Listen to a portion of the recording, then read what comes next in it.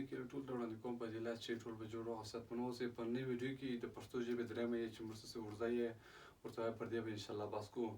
اوږده یې ته موږ ته ښځینه یې هم ویلی شو، دا په دې خاطر اوږده یې او ښځینه یې ورته وایي چې د اخر حرف یې دی دا کشیر یعنې اوږد زیر لري، لکه څنګه لکه ادې، مستې، شیدې، چی، می، کی.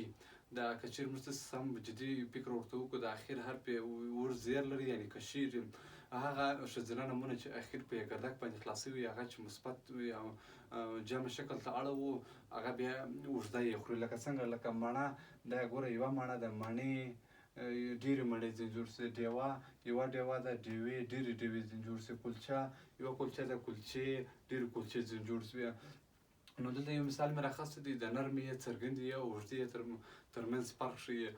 ګوره سړی یو سړی ښیي، دا نرمه یې شوه یعنې یا بیټیکې یې شوه، سړي ډېر یې شو، دا نرمه یې په مثبت یا جمعي شکل ته واړوله. او دا سړي سړی ګوره دا سړی اخر کې کس شو، دا سړی یو سړي ته شو، سړي ډېر سړیان شو او سړی معنا یخ. هیله لرم چې دا ویډیو مې د خوښې وړ وګرځي. والسلام.